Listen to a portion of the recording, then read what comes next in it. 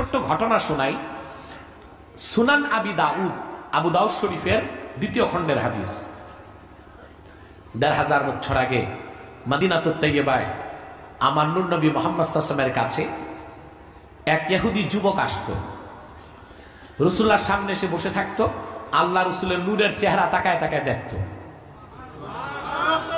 কোন কোন রাওয়ায়াতে এসছে আমার নূর নবী যখন জুতা মোবারক খুলতেন, ইহুদি যুবক জুতাটা নিয়ে বুকের সাথে লাগায় দাঁড়ায় থাকতো। সুবহানাল্লাহ। একদিন দেখা গেল যুবকটি আর আসতেছে না। রাসূল করিম সাল্লাল্লাহু আলাইহি সাল্লাম সাহাবায়ে কেরামকে জিজ্ঞেস করলেন, ফুলান ইবনে ফুলান, অমুকের পুত্র অমুক কোথায়? সাহাবায়ে কেরাম বললেন, ইন্নাহু ক্বাদ মারিদা মারদান শাদীদা, সে মারাত্মক অসুস্থ, আমাদের মনে হয় হুজুর সে আর আপনার কাছে আসতে পারবে না।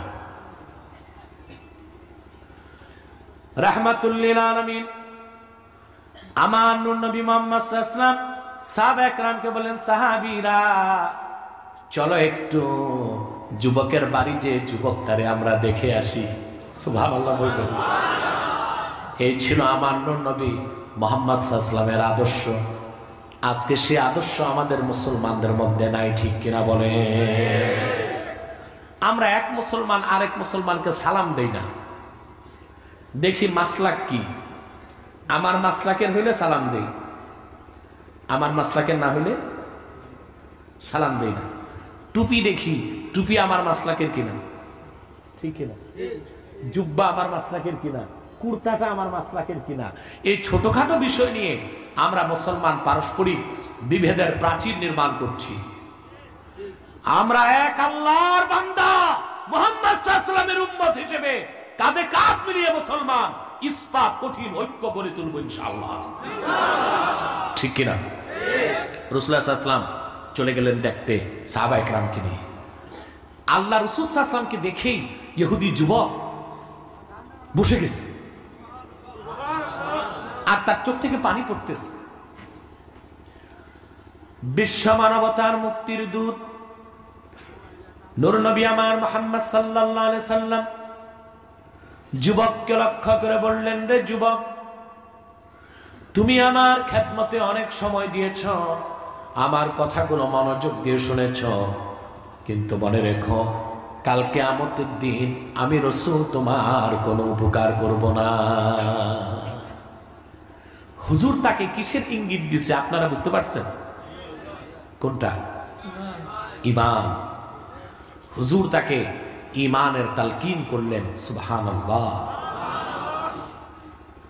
যুবকটি চিন্তা করতে লাগলো মুসলমান হবে কি হবে না।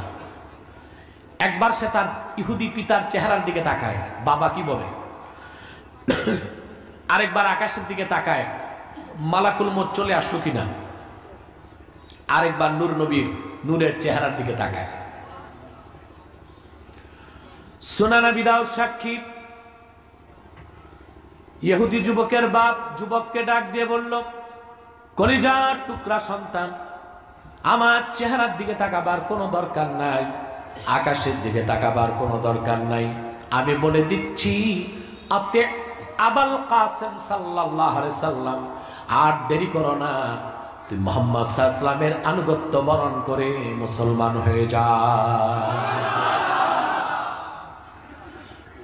যুবকটি রাসূলুল্লাহকে বললেন, হাতি ইয়াদাক উবাইউকা ইয়া রাসূলুল্লাহ, হুজুর আপনার হাতটা লম্বা করে দেন, সেই হাতে হাত রেখে এখনই আমি আপনার দ্বীনের কালেমা পড়ে মুসলমান হয়ে যাব।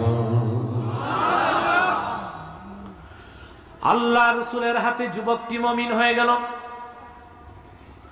সাহাবায়ে কেরামকে নিয়ে রাসূল করিম সাল্লাল্লাহু আলাইহি ওয়াসাল্লাম মসজিদ নববীতে ফিরে আসলেন। সঙ্গে সঙ্গে খবর আসলো এই মাত্র যে যুবক ঈমান এনেছে সে ইন্তেকাল করেছে, মৃত্যুবরণ করেছে। রাসূলুল্লাহ সাল্লাল্লাহু আলাইহি ওয়াসাল্লাম সাহাবায়ে কেরামকে বললেন, সাহাবীরা জলদি করে যাও, যুবকটির গোসল দাও, কাফন পরাও, প্রস্তুত করে নাও, আমি রাসূল নিজে তার জানাজার নামাজ ইমামতি করব। সুবহানাল্লাহ। হযরত ওমর ইবনুল খাত্তাব রাদিয়াল্লাহু তাআলা আনহু বলেন, লাশ প্রস্তুত হয়ে গেল গোসলের পরে, কবর খনন হয়ে গেছে জান্নাতুল বাকিতে, জানাজার জন্য লাশ নিয়ে যাচ্ছে মানুষ। লাশের আগে আগে আল্লাহ রাসূল হেঁটে হেঁটে যাচ্ছিলেন। আমি রাসূলুল্লাহর পাশে হাঁটতেছিলাম, দেখতে পেলাম রাসূলুল্লাহ যখন জানাজার নামাজে যাচ্ছিলেন যুবকটির, আল্লাহ রাসূল পুরা পায়ের তালু মাটিতে রাখতেছিলেন না, দুই পায়ের বৃদ্ধাঙ্গুলির উপর ভর করে করে নূর নবী হেঁটে যাচ্ছিলেন। জানাজার শেষে আমি জিজ্ঞেস করলাম, হুজুর এই রকম ব্যতিক্রম কাজ তো কোনোদিন দেখি নাই, আপনি যুবকটির জানাজা পড়ানোর জন্য যখন হেঁটে গেলেন পুরা পায়ের তালু মাটিতে কেন রাখেন নাই, বৃদ্ধাঙ্গুলির উপর ভর করে কেন হেঁটে গেলেন?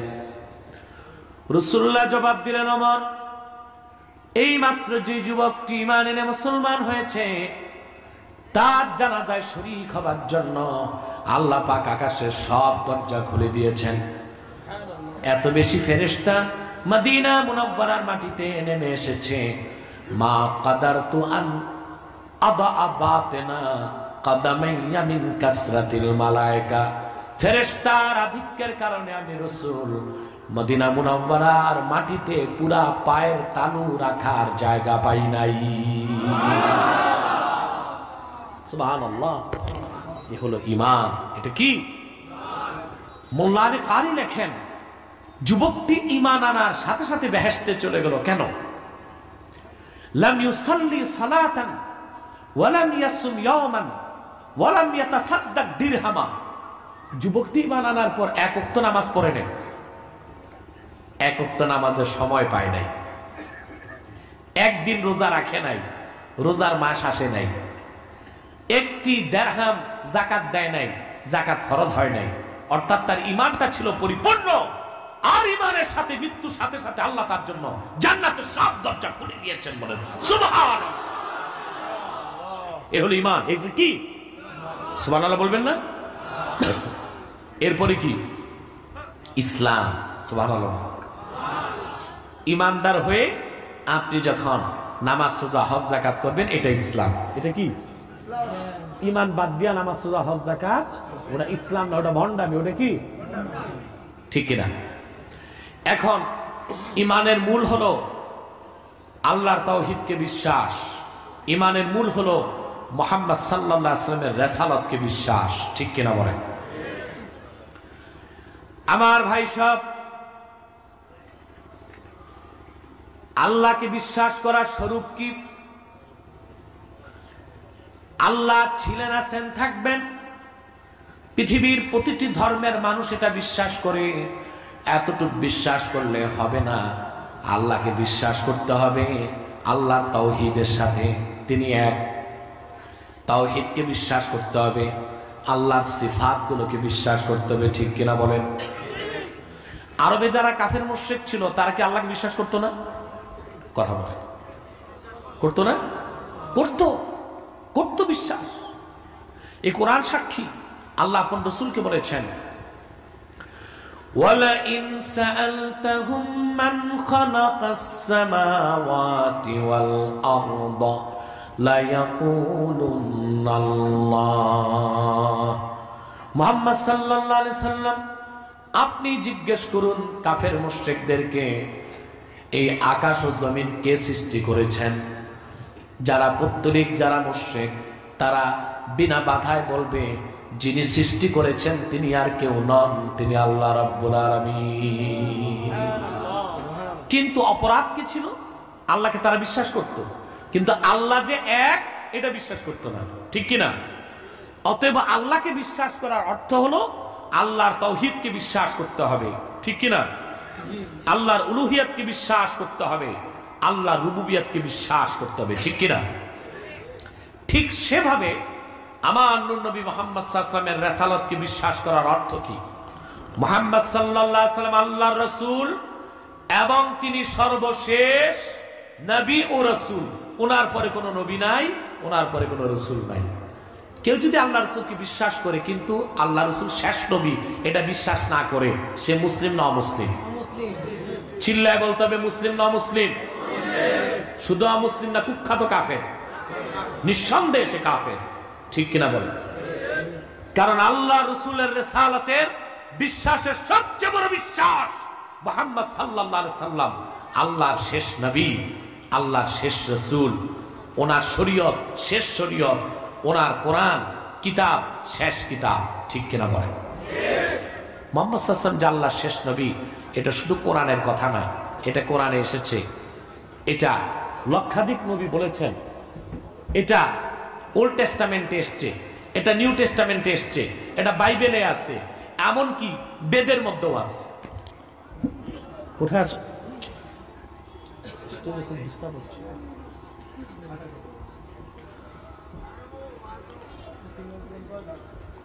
হিন্দু ধর্মের একটি শ্রদ্ধার ধর্মীয় বই বেদ। ঠিক কিনা? বেদের একটা অংশ হচ্ছে ঋগ্বেদ। সেখানে লেখা আছে পৃথিবীর যিনি শেষ ত্রাণকর্তা, ওনার নাম হবে মুহাম্মাদান সাল্লাল্লাহু আলাইহি ওয়াসাল্লাম। আল্লাহ রসুলের নামটাই বেদে লেখা আছে। উনি যেখানে আসবেন তা হবে পৃথিবীর সবচেয়ে বড় উপদ্বীপ। আপনারা জানেন আরব হলো পৃথিবীর সবচেয়ে বড় উপদ্বীপ। ঠিক কিনা? তিনি যখন আসবেন সেখানকার লোক সংখ্যা হবে, এগুলো রাখতে, আমি সময় দিব, আমার মনোযোগ নষ্ট হয়ে যাবে, এগুলো আমি মুনাজাতের পরে দিব। আল্লাহ রসুল যখন আসবেন সেই উপদ্বীপের লোক সংখ্যা হবে ৬০ সহস্র। ইতিহাস বলে আল্লাহ রসুল মুহাম্মদ সাল্লাল্লাহু আলাইহি ওয়াসাল্লাম যখন এসেছেন ১৫০০ বছর আগে আরবের লোক ছিল ৬০,০০০। ওনার পিতার নাম লেখা আছে, ওনার পিতার নাম হবে বিষ্ণু ভগত। বিষ্ণুর আরবি আব্দ, ভগতের আরবি আল্লাহ, তার মানে আব্দুল্লাহ। ওনার মার নাম হবে সুমতি, এর আরবি আমেনা। সুবহানাল্লাহ। মুহাম্মদ সাল্লাল্লাহু আলাইহি ওয়াসাল্লাম আল্লাহর শেষ নবী, এই কথা শুধু কোরআনে এসেছে তাই নয়, কোরআনে এসেছে, লক্ষাধিক নবী বলে গেছেন, বাইবেলে আছে, ওল্ড টেস্টামেন্টে আছে, নিউ টেস্টামেন্টে আছে, বেদে আছে, পুরাণে আছে। সুবহানাল্লাহ। অতএব মুহাম্মদ সাল্লাল্লাহু আলাইহি ওয়াসাল্লাম আল্লাহর শেষ নবী, এটা যতক্ষণ কোনো মানুষ বিশ্বাস করবে না সে মুসলমান হতে পারবে না। কথা বুঝতেছেন আমার ভাই সব? এই হলো ঈমান। এটা কি যা বললাম, এটা কি ঈমান। এই ঈমান যার মধ্যে চলে আসবে তার নাম হচ্ছে মুমিন। তার নাম কি? একমাত্র মুমিনই আল্লাহ রাসূল মুহাম্মদ সাল্লাল্লাহু আলাইহি ওয়াসাল্লামের উম্মত। উম্মত দুই প্রকার, একটা উম্মতে দাওয়াত আর একটা উম্মতে ইজাবাত। পৃথিবীর সব মানুষ আল্লাহ রাসূলের উম্মত, কিন্তু যারা রাসূলুল্লাহর দ্বীনকে গ্রহণ করেছে তারা উম্মতে ইজাবাত, আর যারা রাসূলুল্লাহর দ্বীনকে গ্রহণ করে নাই তারা উম্মতে দাওয়াত। বলেন সুবহানাল্লাহ। আমরা কোনটা? রাসূলুল্লাহ উম্মতে ইজাবাত, আমাদের অপর নাম উম্মতে মুহাম্মাদি। সুবহানাল্লাহ। আল্লাহর সবচেয়ে বড় দয়া আমাদের উপর যে তিনি আমাদেরকে মুহাম্মদ সাল্লাল্লাহু আলাইহি ওয়াসাল্লামের উম্মত হিসেবে কবুল করেছেন। অথচ পূর্বের নবীগণ আল্লাহর কাছে দরখাস্ত করতেন মুহাম্মদ সাল্লাল্লাহু আলাইহি ওয়াসাল্লামের উম্মত হওয়ার জন্য, আল্লাহ তাদের দরখাস্ত কবুল সবারটা করেন নাই। যেমন মুকাতিল বিন সুলাইমান, তার সূত্রে হাদিস এসছে, মুকাতিল বিন সুলাইমান তিনি বুখারীর একজন রাবী। বুখারীর একজন কথা বলো রাবী, বর্ণনা কেন? তিনি বলেন হযরত মুসা নবী আল্লাহর কাছে দরখাস্ত করেছেন ৮ বার, আল্লাহ মুহাম্মদ সাল্লাল্লাহু আলাইহি ওয়াসাল্লামের উম্মতগুলো আমাকে দিয়ে দাও। ৮ বার আল্লাহ তার দোয়াকে রিফিউজ করে দিয়েছে।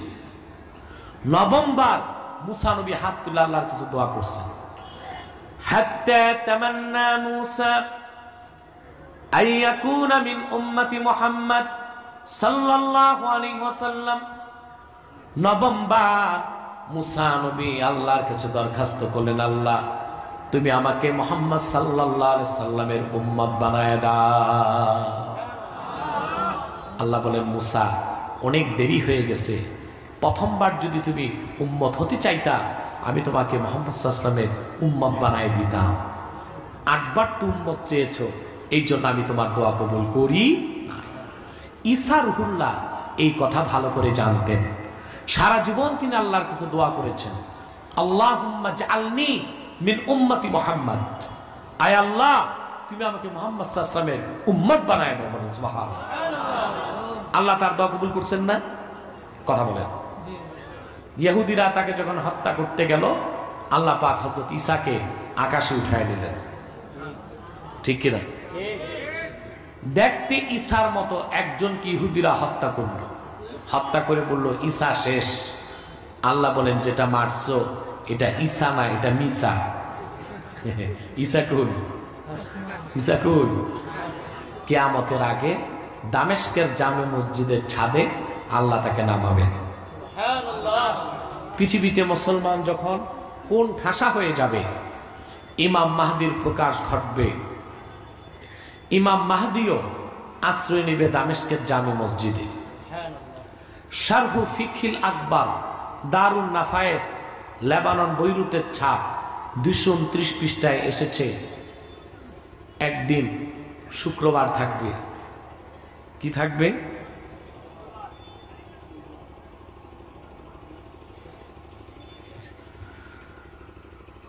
হঠাৎ করে আজান হবে আসরের, একামত হয়ে যাবে। ঈসা নবী বলবেন নামাজ শুরু হবে না, আমার ভাই ঈসা চলে এসেছে। লোকজন বের হয়ে দেখবে ঈসা রুহুল্লাহ দামেস্কের জামে মসজিদের পূর্ব পাশের মিনারা দিয়ে নামতেছেন। শারহু ফিকহিল আকবর এসেছে, ফায়ুশিরুল মাহদি ইলা ঈসা ইবনে মারইয়ামা বিত্তাকাদ্দুম। ইমাম মাহদি ঈসা রুহুল্লাহকে বলবে, হুজুর আপনি নামাজ পড়ান, আমি নামাজ পড়ি। ঈসা নবী বলবে না, আপনি নামাজ পড়াবেন, আমি ঈসা পিছনে মুক্তাদি হব। কেন? মোল্লা আলী কারি জবাব দিয়েছেন, ফায়াক্তাদি বিহি লিয়াজহারা মুতাবিআত নবিয়িনা মুহাম্মদ সাল্লাল্লাহু আলাইহি ওয়াসাল্লাম। হযরত ঈসা নামাজ পড়াবেন না, মাহদির পিছনে পড়বেন। এই কথার প্রমাণ দেবার জন্য আমি ঈসা এখন নবী হিসেবে আসি নাই, আমি মুহাম্মদ সাল্লাল্লাহু আলাইহি ওয়াসাল্লামের উম্মত হিসেবে এসেছি। সেজন্য বলি মুসলমান ভাইয়েরা, পূর্বের নবীগণ দরখাস্ত করে উম্মত হতে পারেন নাই, আর আমি আপনি বিনা দরখাস্তে মুহাম্মদ সাল্লাল্লাহু আলাইহি ওয়াসাল্লামের উম্মত হয়ে গিয়েছি। সেই জন্যই ইমানের কোনো মূল্য আমাদের কাছে নাই, ঠিক কিনা? ইমানটা ঠিক করবেন, কথা বলেন। এরপর আল্লাহ পাক বলেন, সুম্মা লাম ইয়ারতাবু ইন্নামাল মুমিনুনা আল্লাযীনা আমানু বিল্লাহি ওয়া রাসূলিহি সুম্মা লাম ইয়ারতাবু। ঈমান আনার পরে তারা মনে কোনো সন্দেহ রাখলো না। এটা হলো ইয়াকিন। এটা কি? আগেরটা কি? এতক্ষণ যে কথা বললাম ওইটা কিসের কথা? ঈমান। আর এখন যেটা এটা ইয়াকিন। একটা ঈমান আর একটা কি? ইয়াকিন। শোনেন না আপনারা, ঈমান ইয়াকিন, ঈমান ইয়াকিন ব্যাখ্যা তো বুঝেন না। এতক্ষণ বললাম ঈমানের কথা, এখন যেটা বললাম এটা কি? ইয়াকিন। ঈমানের 3টা পর্যায়: ইকরার বিল লিসান, মুখে স্বীকার; তাসদিক বিল জানান, অন্তরে বিশ্বাস; ইতিয়ান বিল আহকাম, বিধিবিধান মেনে নেওয়া। ঈমানের যে অংশের সম্পর্ক অন্তরের সাথে তাকে বলা হয় ইয়াকিন। যার ইয়াকিন যত বেশি তার মনে সন্দেহ তত থাকবে না। সুবহানাল্লাহ বলেন। ঈমানের পর কি? ইয়াকিন। ইয়াকিনের 3টা স্তর। কয়টা মনে থাকবে? বলবো? ইলমুল ইয়াকিন,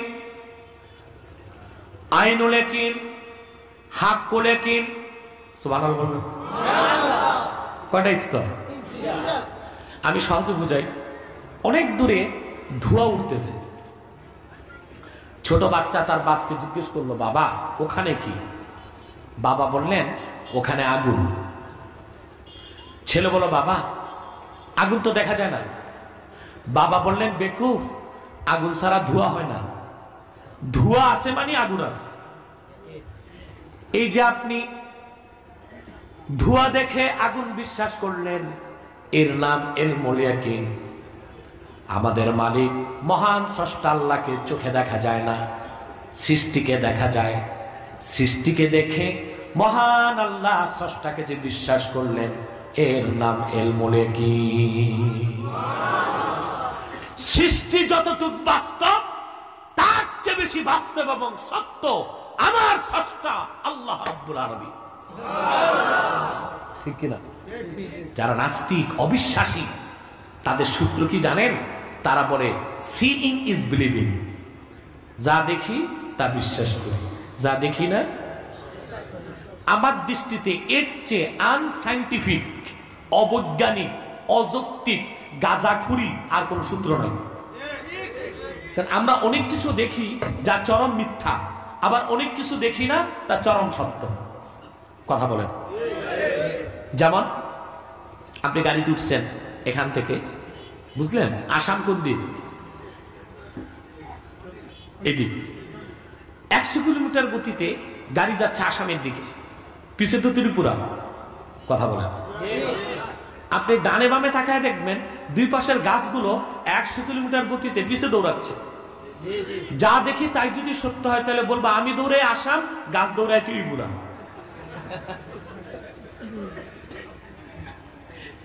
তাহলে যা দেখি তাই যদি সত্য হয় তাহলে কি বলতে হয়? গাছও দৌড়ায়। এটা সত্য না মিথ্যা? আবার অনেক কিছু দেখি না তার চরম সত্য। যেমন আল্লাহ মাফ করুন, আপনি বাড়ি যেয়ে দেখছেন আপনার বউ পালায় গেছে, মনে কষ্ট পাবেন না? জি না। যাদের বউ নাই ওরা বলে জি না, যাদের আছে তারা বলে কষ্ট পাবেন না। এই কষ্টটা দেখা যায় কথা বল। এমন কষ্ট, হার্ট অ্যাটাক করে আপনি মরে গেছেন। গুলিতে মানুষ মরে না, বউ চলে গেছে, কষ্টে মরে গেছেন। কত শক্তি এটার কষ্ট, কিন্তু কষ্টটা কোথায় আছে দেখা যায়?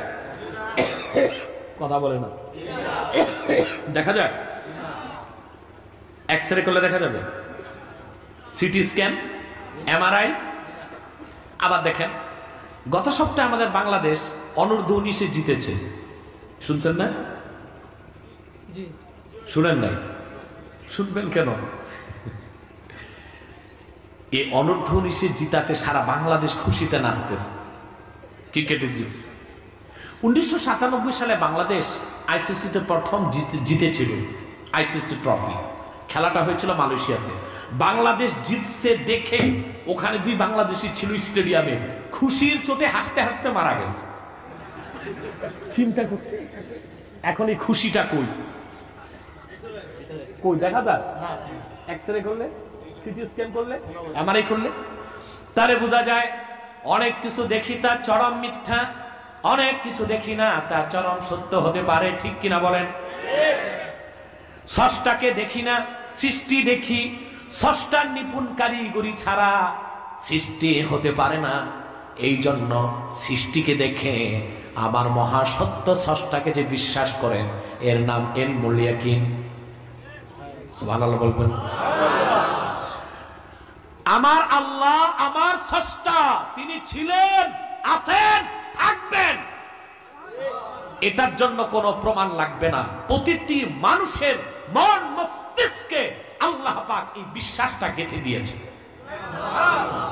সেজন্য আমাদের ইমাম আজম আবু হানিফার একটা কথা বলি, নাম শুনছেন না? আবু হানিফা রহমতুল্লাহ।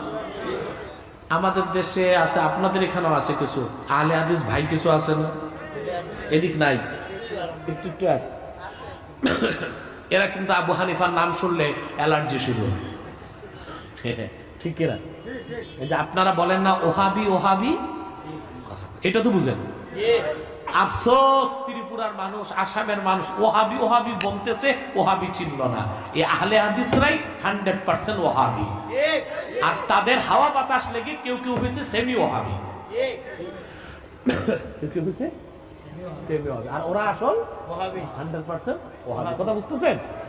সম্মানিত শুধু ইমাম আবু হানিফা তার আল ওয়াসিয়া কিতাবে লিখেছেন, পৃথিবীতে এমন কোন জনপদ যদি থাকে যেখানে কোরআনের দাওয়াত পৌঁছে নেই, ওই লোকগুলোর হাসরি হিসাব হবে কি? তারা জান্নাতে যাবে না জাহান্নামে যাবে? প্রশ্নটা আছে আমাদের। কথা বলা এরকম জায়গা থাকতে পারে পৃথিবীতে? আমি দুইটা জায়গার নাম বলি, কথা বলেন। একটি হলো অ্যান্টার্কটিকা, বরফের দেশ, নাম শুনছেন না? ওখানে প্রায় 1 লক্ষ মানুষ আছে। কত? ওদের একটা নাম আছে এস্কিমো। কি বলা হয়? এস্কিমো।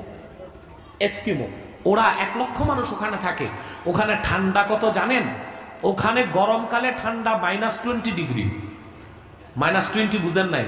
আপনার পাশে যে ফ্রিজ আছে, ফ্রিজের উপরে যে ডিপ আছে, ওটা -18, আর ওখানে -20। তার মানে ফ্রিজের ফ্রিজ ওটা গরমকালে, আর শীতকালে ওখানে তাপমাত্রা -47 ডিগ্রি। ওখানে আমি চিন্তা করছি ওরা খায় কি? চাল ডাল হয় না তো, বরফ তো সব। আল্লাহ পাক কোরআনে বলেছেন, ওয়ামা মিন দাব্বাতিন ফিল আরদি ইল্লা আলাল্লাহি রিজকুহা। এই জমিনে এমন কোন বিচরণশীল জীব নাই যার রিজিকের দায়িত্ব আল্লাহ রাব্বুল আলামিন নিজের হাতে নেন নাই। ওখানে যারা আছে ওদের রিজিক ওদের পায়ের তলায় আল্লাহ রেখে দিয়েছেন। বরফের নিচে তাদের জন্য আল্লাহ রেখে দিয়েছেন তাজা মাছ।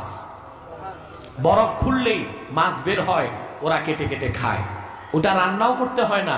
আমাদের দেশের রসগোল্লা রসমালাইয়ের মতো মিঠা। ওই এলাকার লোকের কাছে কোরআনের দাওয়াত পৌঁছে নাই, হাসরে তাদের হিসাব নিকাশ কি হবে? প্রশ্ন আসে না? আরেকটা জায়গার কথা বলি, অ্যামাজন জঙ্গল, নাম শুনছেন? আপনারা যেটাকে আমাজন বলেন, উচ্চারণটা অ্যামাজন। এটা একটা জঙ্গল। কত বড়? 9টা দেশ নিয়ে একটা জঙ্গল।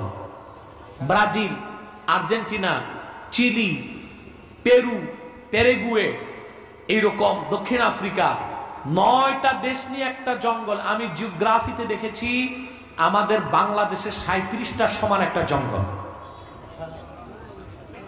ওখানে স্যাটেলাইট থেকে বিজ্ঞান দেখেছে ভিতরে হাজার হাজার মানুষ আছে। ওরা ঘর সংসার করে খাইতেছে, নাচতেছে, ঘুমাইতেছে, আনন্দ করতেছে। ওখানে কোরআনের দাওয়াত পৌঁছে নাই, হাসরে তাদের হিসাব হবে কি? প্রশ্ন আছে? যে প্রশ্নটার সৃষ্টি হলো এখন, তার জবাব দিয়েছেন আমাদের মাযহাবের মহান ইমাম আবু হানিফা 1350 বছর আগে। তিনি আল ওয়াসিয়াতে লিখেছেন, ওই সব এলাকার মানুষকে আল্লাহ পাক হাসরে সামনে দাঁড় করিয়ে মাত্র একটি প্রশ্ন করবেন, মান খলাকাকা, তোমাকে কে সৃষ্টি করেছে? যদি জবাব দিতে পারে আল্লাহ, নাজাত হয়ে যাবে, জান্নাতের দরজাগুলো তার জন্য খুলে যাবে। আর যদি এই একটি প্রশ্নের উত্তরও দিতে না পারে, নাজাত নাই, জান্নাত নাই। তার কারণ একজন যে স্রষ্টা আমাদের আছেন তার জন্য কোনো প্রমাণ প্রয়োজন নাই। আমার অস্তিত্ব যতটুকু বাস্তব, তার চেয়ে বেশি বাস্তব আমার যিনি স্রষ্টা আল্লাহ রাব্বুল আলামিন। বলেন সুবহানাল্লাহ। এই যে না দেখে বিশ্বাস, এটার নাম ইলমুল ইয়াকিন। এটার নাম কি? ইয়াকিন। বুঝতেছেন? এতক্ষণ ঈমান বুঝাইছি, এখন কি বুঝাচ্ছি? আমার ভাষা টাষা বুঝুনি? ওই যে আগে আমার ছাত্র হাসানের আগে এক বক্তা ওয়াজ করছে না, কি নাম যেন? এই যে কোন ভাষায় ওয়াজ করছে আমি বুঝি না, অথচ আমিও বাংলাদেশী। সিলেটি ভাষা, খাস সিলেটি ভাষা, ঠিক কিনা? এখানে এটার অনুবাদ না করলে আমি কিছু বুঝবো না, তবে সুবহানাল্লাহ আলহামদুলিল্লাহ এগুলো বুঝছি। আমার কথা বুঝো তোমরা সবাই? মাতো না তো? সম্মানিত শুধু শেষ করে দিচ্ছি।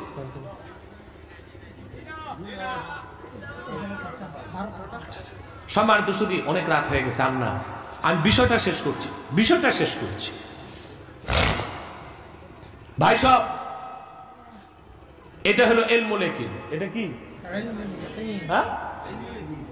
এবার ছেলেটি তার বাপকে বলো, বাবা আমি আগুন দেখব, ধোঁয়া দেখলে হবে না, আগুনও দেখব।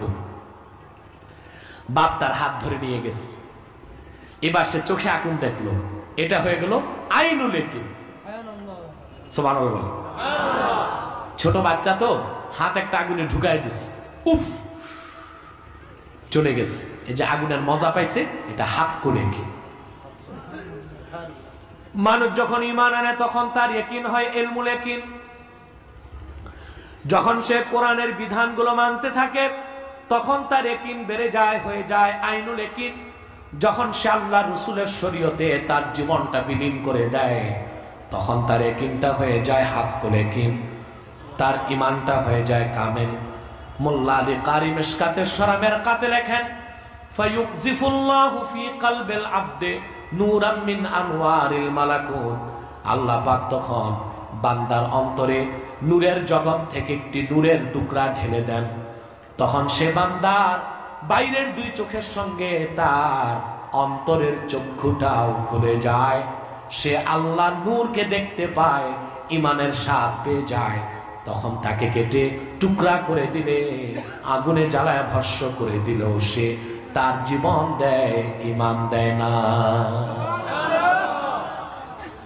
অবাক হবেন মুসলমান, আমার নূর নবী মুহাম্মদ সাল্লাল্লাহু আলাইহি সাল্লামের যত সাহাবী ছিলেন ১৫০০ বছর আগে, সুবহানাল্লাহ, প্রত্যেক সাহাবী আল্লাহ রাসূলের সংস্পর্শে যে যাওয়ার সাথে সাথে তাদের ইয়াকিনকে আল্লাহ হাক্কুল ইয়াকিন করে দিয়েছে, তাদের ঈমানকে কামেল করে দিয়েছিলেন, বলেন সুবহানাল্লাহ।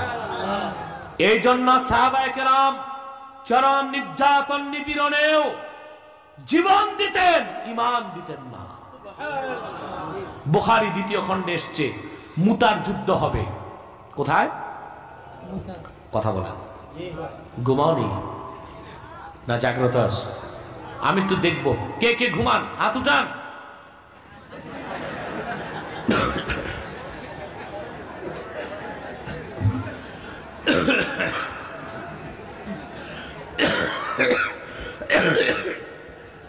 ভাই সব ঘুমাইলে তো হাত তোলা যায় না, মনোযোগ যে নাই তা তো বুঝা গেছে। মুতার যুদ্ধ, আল্লাহ রাসূল মাত্র ৩০০০ সৈন্য পাঠালেন, অপর দিকে এসেছে ৩.৫ লক্ষ রোমক খ্রিস্টান সৈন্য। একদিকে ৩.৫ লাখ, আরেকদিকে ৩০০০। কত? আল্লাহ রাসূল সাল্লাল্লাহু আলাইহি ওয়াসাল্লাম বাহিনী পাঠানোর সময় বলে দিলেন, সেনা প্রধানের দায়িত্ব পালন করবে যায়েদ বিন হারেসা। সে যদি শহীদ হয়ে যায় সেনা প্রধানের দায়িত্ব নিবে আব্দুল্লাহ বিন রাওয়াহা। সেও যদি শহীদ হয়ে যায় সেনা প্রধানের দায়িত্ব নিবে জাফর সাদেক। সেও যদি শহীদ হয়ে যায় মুসলমানেরা একজনকে সেনা প্রধান বানাই দিবে।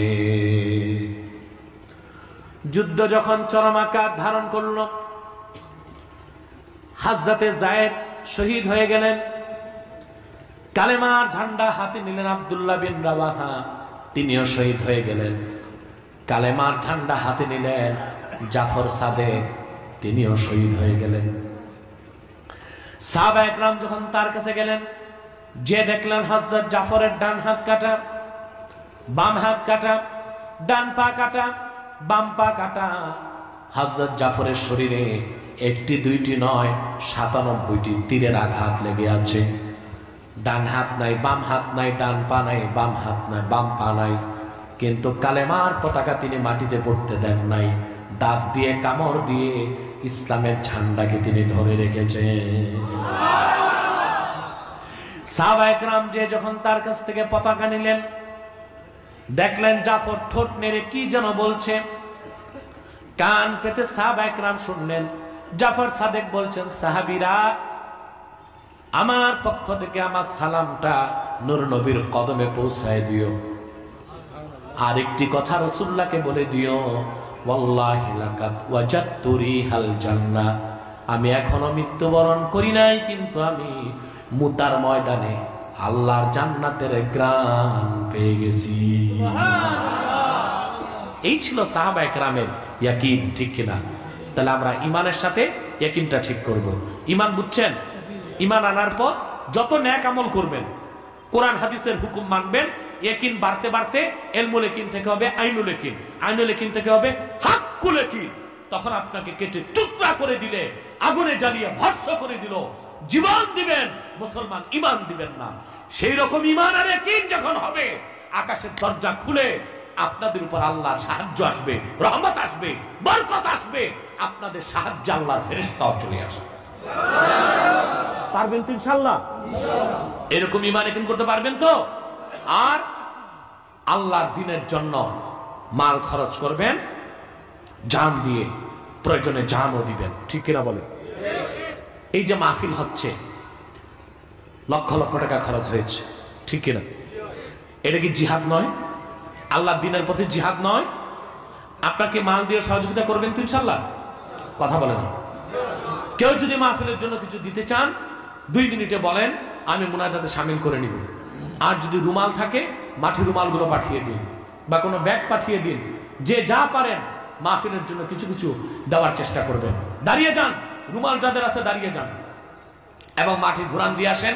প্রত্যেকেই যে যা পারেন কিছু কিছু রুমালে দেওয়ার চেষ্টা করবেন। আল্লাহ পাক যেন কবুল করেন, বলুন আল্লাহুম্মা আমিন।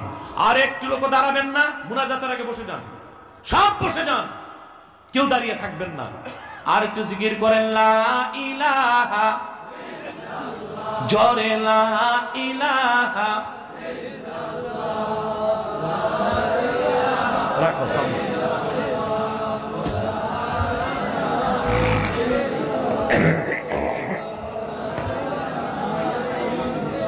मोहब्बत ला इलाहा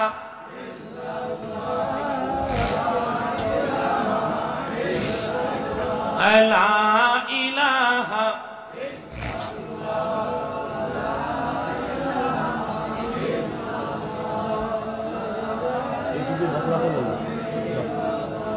ला इलाहा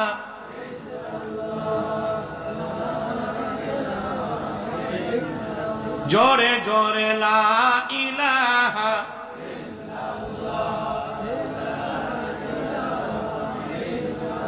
और जोरे ला इलाहा सुबहानल्लाह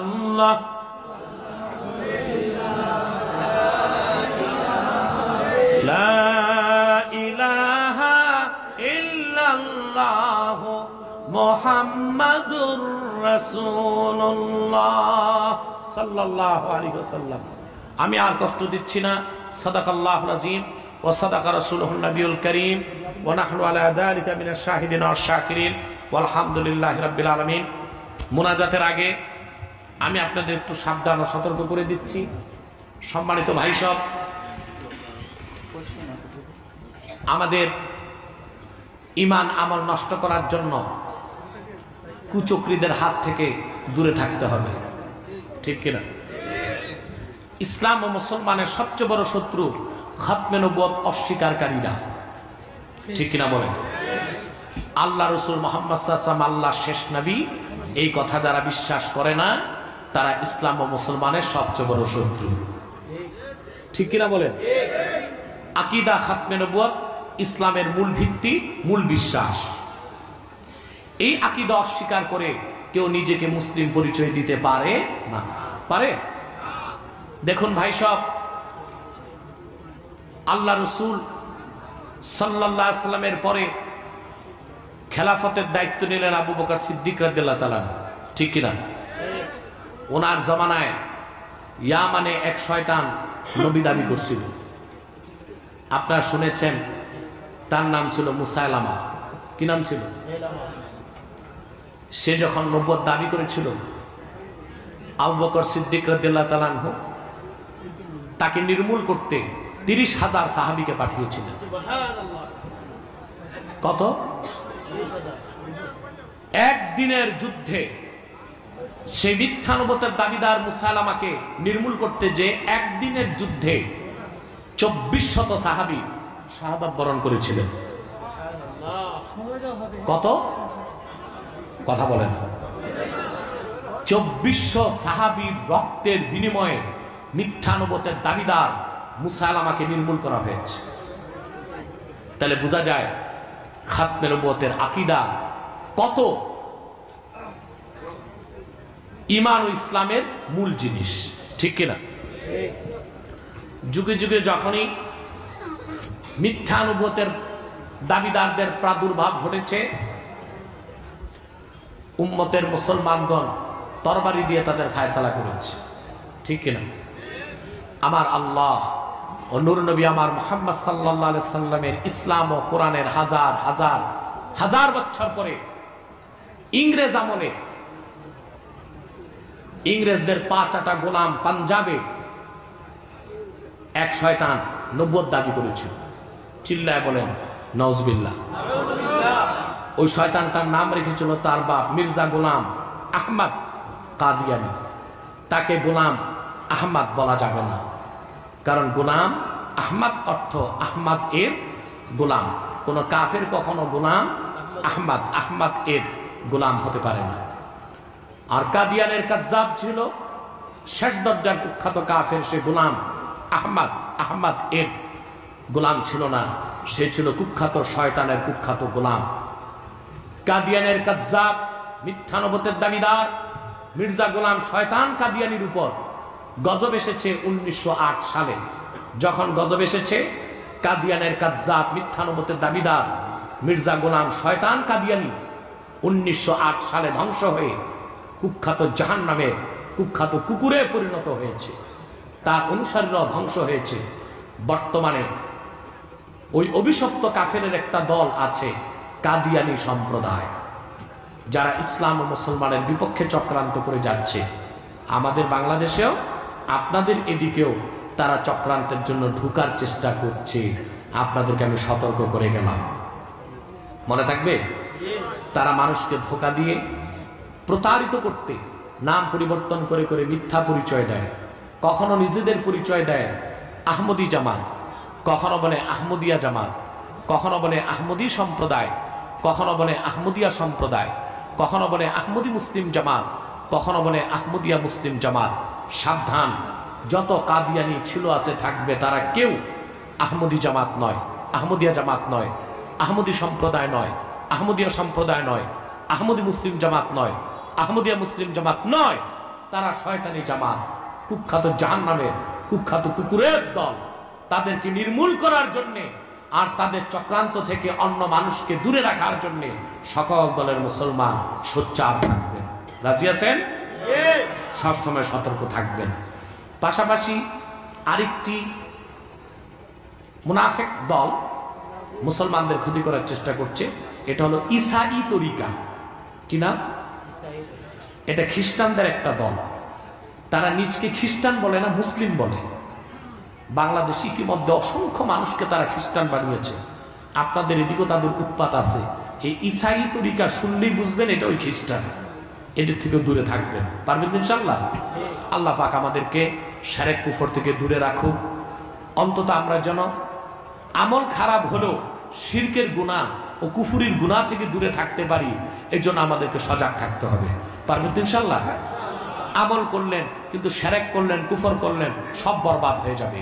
আপনি বেঈমান ও কাফের অবস্থায় আপনার মৃত্যু হবে, ঠিক কি না? অথবা আমল যাই হোক, অন্তত শিরক আর কুফর করবেন না, ঈমানটা নিয়ে কবরে যেতে পারবেন। আল্লাহ পাক তৌফিক দান করেন। বলুন আল্লাহুম্মা আমিন। জোরে বলেন আল্লাহুম্মা আমিন। আমি আর আপনাদের কষ্ট দিচ্ছি না। যে যুবকরা এত সুন্দর প্রোগ্রামে